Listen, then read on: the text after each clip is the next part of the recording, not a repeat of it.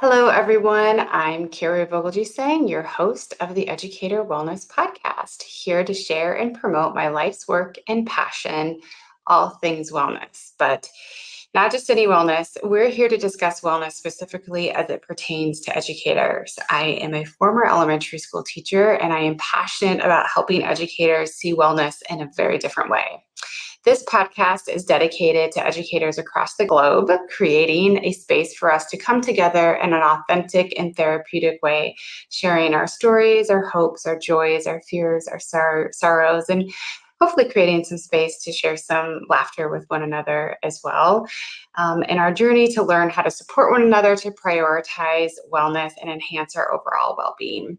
Please join me as we talk with nationally recognized experts to guide us on a transformative journey of self-discovery, helping us to embrace and weave all dimensions of wellness into the fabric of both our personal and professional lives. Also, please note that the opinions and perspectives that are shared on this podcast do not necessarily represent those of the Scanlon Center for School Mental Health or the University of Iowa. Welcome to the Scanlon Center for School Mental Health Educator Wellness Podcast. I'm your host, Dr. Kari Vogelji. In this exciting episode, we're going to dive deep into the pressing issues of loneliness and social isolation with our guest, Jillian Racoosin. Join us as we explore how these phenomena impact our well-being and discover strategies to foster connection and improve mental health. Jillian comes to us today as the Executive Director of the Coalition to End Social Isolation and Loneliness. In her role, Jillian is responsible for leading the direction of the coalition's operations and programs, including in advancing social connection research and innovation. Jillian regularly speaks to national audiences about the crisis of social isolation and loneliness in the United States, and is a contributor to the U.S. Surgeon General's Advisory on Loneliness and the Healing Power of Connection. Jillian has been featured in a variety of media outlets, including The Messenger, Atlanta Business Chronicle, and Vanity Fair. Her passion for health promotion began at Tulane University's School of Public Health and Tropical Medicine and continued to flourish at Columbia University Mailman School of Public Health, where she received her master's degree. Jillian is very passionate, as you will see, about projects that foster healthy behaviors within communities and populations and envisions a more inclusive future with universal access to the support needed to be socially engaged in society. Welcome, everyone. I'm excited for you all to join today's conversation.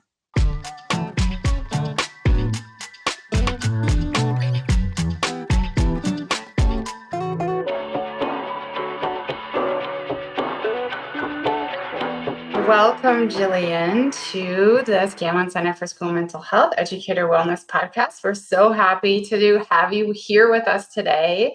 And this is a conversation that I've been wanting to have for quite a long time. If we're going to talk all things loneliness actually today, or maybe we should reframe it in more of a positive way. So I like your social connection. I think maybe we should focus more on that. How we build strong social connection. So Jillian, welcome. We're so happy to have you. Thank you so much. Really appreciate you having me here and, appreciate you focusing on this important topic. Yeah, it is an important one. And I think it's even particularly important for educators right now. I have often thought, even before COVID, that it's really easy for educators to just kind of go to their classroom and shut their door and teach. And sometimes you're blessed with a really strong team, right? So a really strong third grade team of teachers, or, your English team of teachers in high school or whatever. But that doesn't always happen for people. And so you're kind of in isolation all day, except with teenagers, or children, which can also feel very lonely sometimes. So I've been thinking about this a lot with educators and the impact that loneliness has on our lives and on our health. And so I'm wondering if maybe we can just start there in discussing impact on well-being and learning. So for example, what are some of the key ways in which loneliness and social isolation can impact the well-being and even academic performance? of a person? Yeah, absolutely. Well, thank you for the question. And I always like to take a step back and do a little terminology definitions just to make sure we're all talking about the same thing. Because we talk a lot about loneliness and social isolation in our work. Loneliness is really that subjective measure or that subjective feeling, the discrepancy between the relationships that you wish or you want to have in your life and what you feel like you actually do have. So that missing link, right, between what you wish you could have in terms of high quality relationships and what you feel like you do have. And then social isolation is really that objective measure. So often thinking about the count of social relationships that you have in your life, maybe the frequency of which you're connecting with others, the number of social groups or other organizations that you might be a part of that could bring you into the fold with others. And so both of these things are really critical. And as we think about the age demographics as well, we know loneliness is particularly impacting young people. And we know, in 2020, Cigna did a study looking at Gen Z, millennials, and older, and Gen Z were reporting the loneliest. And it was almost 79% were reporting lonely, which is really staggering. And What? You're yes, kidding me. yes. So they're not socially isolated necessarily. They're They just could reporting be. like a desire to have a different type of connection with someone or something. Yeah, and this particular study just looked at loneliness, so we don't know exactly social isolation. We have seen with other studies that, we see social isolation a little bit more with older adults, especially homebound or those that may not be able to, engage as proactively or as much as they wish that they could in society, or perhaps that the conditions of communities are keeping them from others, right? Whether it be the way that the built environment has been set up or transportation or other sort of access to relationship. But we know for young people that there is this discrepancy and they are feeling it and they're feeling lonely and alone. And this has real impact on their health and well-being, on their mental health. They're at higher risk for mental health disorders such as depression, anxiety, and sleep disorders, etc., as well as physical. We've seen that chronic isolation, loneliness can lead to increased risk of mortality and morbidity of chronic diseases. And so this is really serious, especially as we're thinking about these chronic feelings and conditions over time. As it relates to academic performance, we know that loneliness can lead school-aged youth to perform poorly in the classroom. So lower academic achievement and engagement, boredom, lower levels of academic self-belief and their self-efficacy in order, for them to perform, and even greater school dissatisfaction. And unfortunately, we're seeing even with disadvantaged youth in particular, they've been found to have higher levels of loneliness, which is further creating disparity in the classroom. Mm-hmm. I think this is really interesting too, just because of the, hot topic of conversation related to social media in our world in general, but particularly in the space of the field of education, and how much time not only students are spending on their phones, but adults as well. And so it's interesting, right, that we're all so, I mean, that we're also connected and in tune with all these different people and players and characters within our social media platform. And yet, of course, what that transforms into or translates into is like loneliness on our end. But it's like we can't stop ourselves from doing it. Does that make sense? Yeah, it's a crazy dichotomy where we've never been more connected in our lives, right? Yet we still feel this inherent disconnection. And this is where we go back to sort of, thinking about the terminology and social connection, which good news, there's something to help us, right? Social connection is a protective factor. It can help us live longer lives, happier lives, more fulfilled lives. And we think about social connection, Dr. Julian Holt-Lundstad looks at it in three really pillars within it, or three pieces of that make up social connection. The first being structure. And the structure is really going back to that count or the social isolation piece of it, where how many relationships do I have? What does my social network look like? objectively. And then the function is, what are those connections and relationships doing for me, and am I doing for them? Is there mentorship? Is there peer support? Is there other type of function that those relationships are serving? And then the last piece is super important: quality. So you could have many relationships in your life, but if they are poor quality, then they're really going to impact the way that you feel about your social connectedness and your belonging. And so when we think about the sort of mass connections that we have through our phones and digital lives, we maybe want to even question, what is the function of those relationships? What is the quality? Are they serving us in a positive way? And so those are just some of the things that we think about, especially as we go back to sort of the drivers of disconnection and seeing how technology could have played a role. Yeah. Not that this is all about me, but it is an example.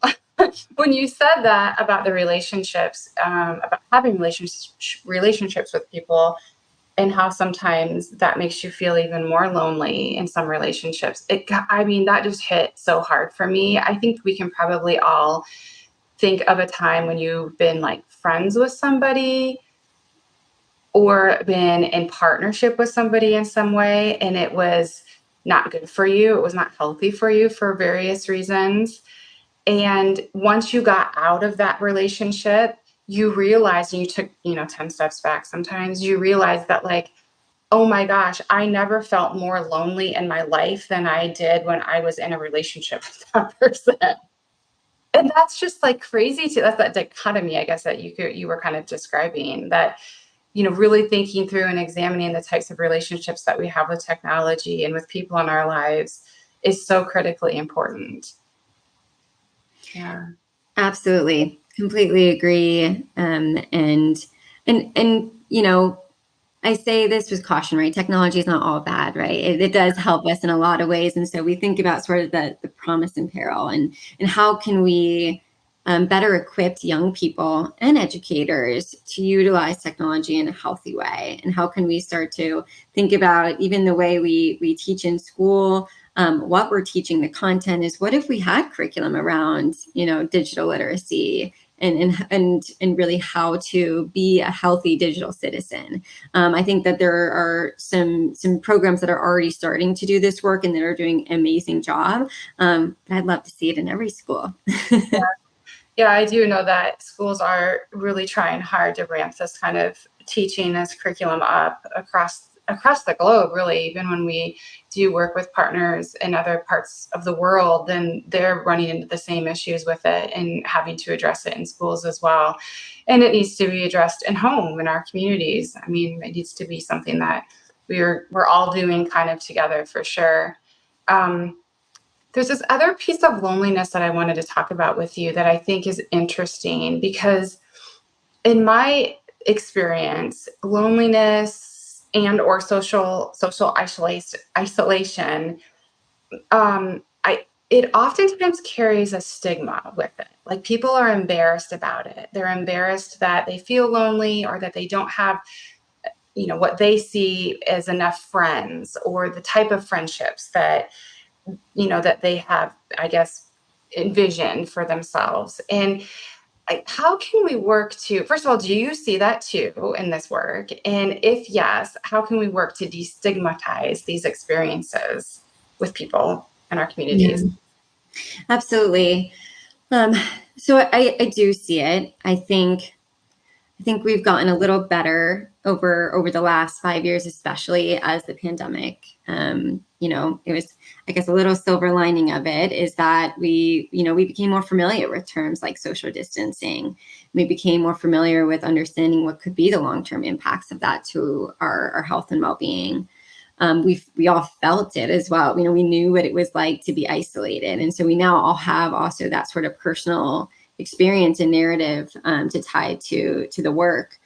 And potentially a lot of us felt lonely. And so I think, we know the feeling, we can sort of pinpoint it. And now it's really just around comfort around talking about it. I think we've seen with, the mental health movement, there's been a lot of conversation and acceptance around, talking about your mental health, talking about physical health for a long time, people have been comfortable with. And now let's talk about our social health, right? And how do we get there? And I think the first piece is really lifting up stories of individuals, and whether that be in this context, students and teachers, and really allowing them to share their stories in a way that feels, comfortable for them, and in a supportive environment. The Surgeon General did a really great job over the last couple months and going on tours to different college campuses. And he hosted these events called We Are Made to Connect, and really thinking about how we can turn the lens a little bit, right? We understand that the deficit, right? The social isolation and the loneliness. But how can we also flip that to say, we are made to connect, right? We as human beings, it's sort of innate within us that we need one another, that we want to have that connection in our lives. And so how can we also open up the conversation to, we know these things are experiencing, we know we're experiencing these conditions, especially those who might be more at risk for experiencing loneliness and or isolation. And we are also made to connect. So how can we be a part of the solution as well? And how can we also influence policy systems and environment, right? The conditions in which we live, we work, or we learn in, to better equip us and support us to connect with others. Yeah, that's a really interesting topic too. That's kind of like an offshoot of loneliness and social isolation. When you start to talk to people about it and they describe their communities and just even how their environments are set up in ways that don't make it easy for people to build connection with each other, to just even have like pleasant regular conversations between you and a barista, on several days a week, or things like that. When you start to talk to people, especially people living in smaller communities, you realize really quickly that it's actually really difficult in some spaces, especially as you get older and we're working remotely. And let's say, even let's say let's say you do go to church once a week, if you're a religious person. I mean, so like that's one time a week that you might see people in like a smaller community. I mean, obviously more than that, but in terms of like talking to people and exchanging, niceties or whatever. So I do think this environmental thing is super interesting, which of course directly connects to our environmental wellness and health. In the United States is just, we're so spread out. It makes it hard, right? Yeah. And, I think schools and campuses have a real opportunity, right? K through 12 schools have a great opportunity we've seen some co-location of schools with maybe senior centers or community centers, or even, being in the same sort of community or neighborhood, so that it's easier for kids, youth, and even older adults, and it's really seeing that intergenerational connection, but easy transition to after school activities or other ways to sort of engage, maybe even volunteer in a community, which we know has a lot of positive benefit, not only to who they're volunteering for or with, but also to the volunteer themselves. I think when we also think about universities, and especially those where students live on campus, it's a real opportunity, right, where we have people in one space together. How can we start to leverage human-centered design and social connection-centered design to create more spaces on universities where people can gather in a positive way? And also knowing that those are often times of high transition, right? Especially like freshman year, you can probably remember when you go to school for the first time, you're leaving home. It's very overwhelming. There's a lot of newness, and any time there's transition, even from middle school to high school, we see some of these points really leading to more high anxiety, potentially prolonged feelings of loneliness.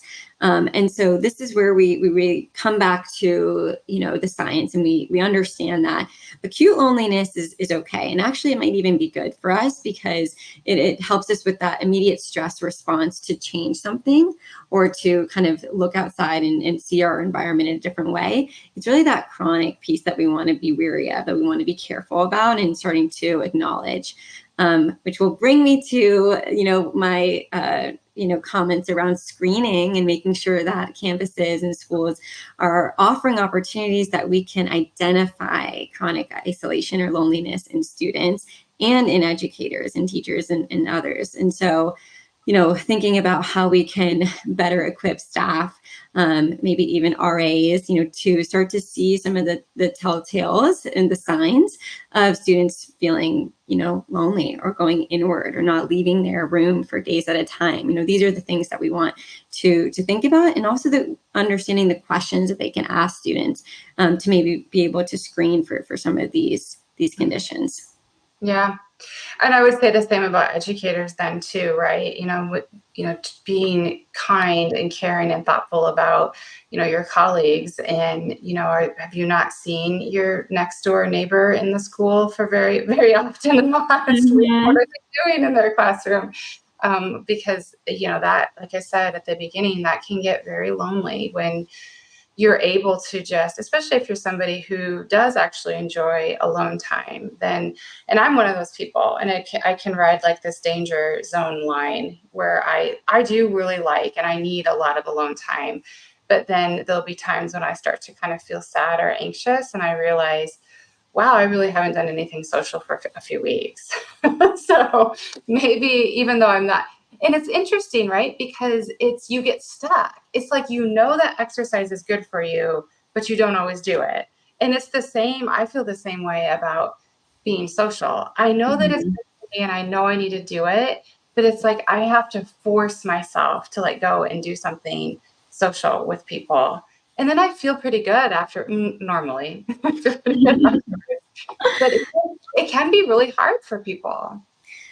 Absolutely. And it's definitely a muscle you need to move and, practice. And this goes back to even, social connection curriculums where you need to teach pro-social values, pro-social skills, so that you do have, even as you grow into adulthood, some of those skills to lean back on and to remember. And even, just to kind of be able to look at your social network and say, or go through your phone and say, like, who haven't I connected with recently? Or who haven't I, been able to meet up with and connect with? But we also want to be, very understanding of our current kind of cultural drivers that play a role in this feeling of it's a lot of work, right? I'm tired at the end of the day. I'm overworked. I'm worried about, 500 things, and maybe going to have, dinner with a friend feels like a lot. And so finding ways that you can have some more of that balance, but understanding that there are also some societal kind of pressures that play a real role in the fact that we're feeling this way, not being too hard on yourself. Yeah, I mean, absolutely. Like that, self-compassion element of it, to try to realize that, you're not alone in this, and that this is just a struggle. Like all humans have different struggles, is a really key component. I know I have to do that self-talk a lot when I'm working through it. We kind of already addressed this a little bit, but I have a note in here to talk a little bit about building resilient communities. And so I know we talked about creating environments that make it easier for us to build connection with others. Do you have any other really, key strategies or suggestions for people when they're kind of trying to build a life for themselves, whether it's with, they're a new teacher in a new community, or they move to a new neighborhood or a new school? What would some strategies be that you would give to those people? Yeah, great question. So I will say at the foundation over the last few years, we've been working on our social framework. And the social framework really looks at, across different sectors, and then also looking across the socio-ecological model. So to break that down a little bit more, we're thinking about what are the strategies from an individual all the way up to societal level that we can, employ to really become more socially connected, individuals, communities, society, etc. And we've gone sector by sector and kind of broken this down a little bit. And so we do have a report on the education sector. And so I'm happy to share that report link with you and your audience so that they can read it. And in there is a lot of rich information around different strategies for, students and educators in schools. But I will mention just a couple. I spoke a little bit about screening. I think removing barriers and increasing access to screening, treatment, and outreach for social and mental health services on campus is really key. I think also bringing in some of that function piece. So mentoring programs, peer support programs, thinking about, other ways that students can maybe even volunteer on campus or in the community, and providing opportunities for them to be socially engaged is really critical. As it relates to the curriculum in schools, there are lots of different programs. There are free programs like the Kevin Love Fund that provides social emotional learning curriculum for teachers, and you can sign up on their website and do a training and be able to utilize all their resources. And as we think about after school activities, thinking about in the community how we can create really welcoming third places and spaces. So of course, your first place might be your home. Your second place for youth is going to be school. For adults will be work. But really that third place of meeting, of connection, whether it be a park near the school, whether it be your community center, maybe a coffee shop, how can we make those places and spaces more welcoming for people to come together? Mm-hmm. So those are a couple of, some of the strategies that you might see, within the report. There's also a lot around, kind of the peer learning pedagogy that's in there. And so small group, learning and being able to share peer-to-peer. So those people who work remotely, and we have teachers who teach remotely oftentimes. Do you, like, if you had a little globe or a glass ball and you could see into the future, do you feel like working remotely is a serious problem for people? Or do you feel like it's still something that you can balance it out? You just have to be like cognizant of these things and work hard on it. Great question. And it's funny timing because I'm actually speaking to a group of business leaders later today. So I know this question will come up. So I know that, of course, there's pros and cons, right? I think as we think about the socially engaged or socially connected employee and a satisfied employee, a lot of that is related to agency and choice and how they can make their schedule and kind of not feeling micromanaged by their manager and being able to really feel autonomous over their work. And so there is a little bit of that as it relates to, kind of coming back into the workspace and having sort of that freedom and a little bit of trust to do your work, but also maybe do it in a way that fits best for your work-life balance. There's also, research that's been done to show that those water cooler conversations are actually really good for us. And being able to even come in once a month versus not at all has seen really big gains.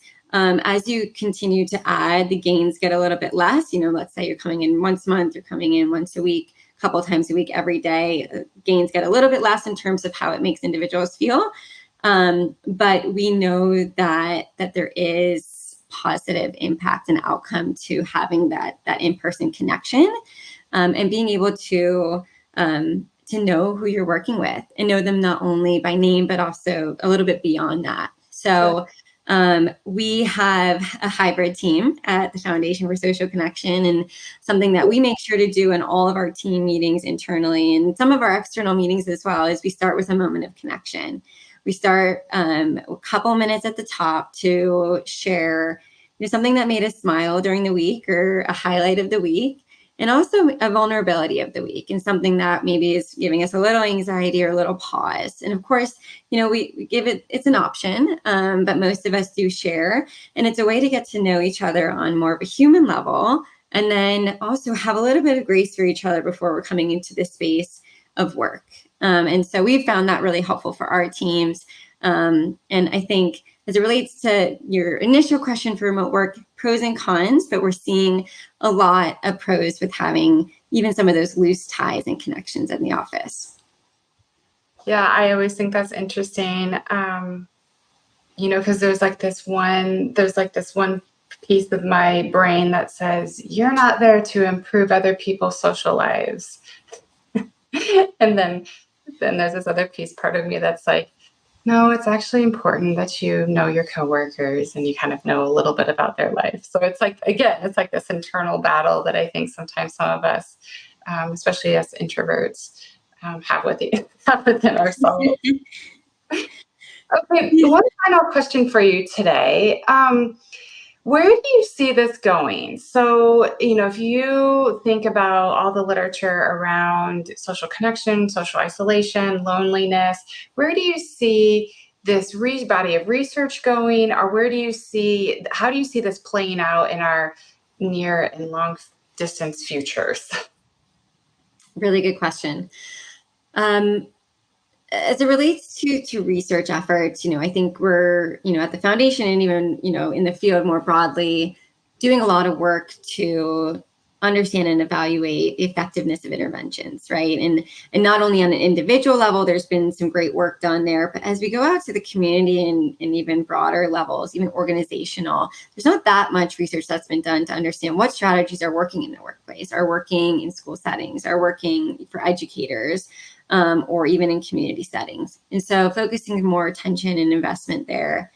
I think also thinking more about measurement and how we can kind of come to more standardized measures as a field is something we're focused on.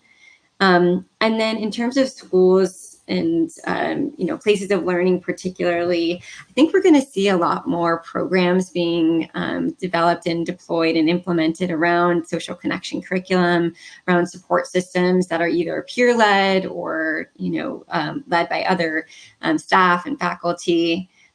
We actually were a part of a wonderful project of an organization called Young Futures, and they are about to launch, I guess, next week, their 10 initial grantees, and it's a group of 10 nonprofit leaders who are all developing solutions to help teens socially connect in the digital world.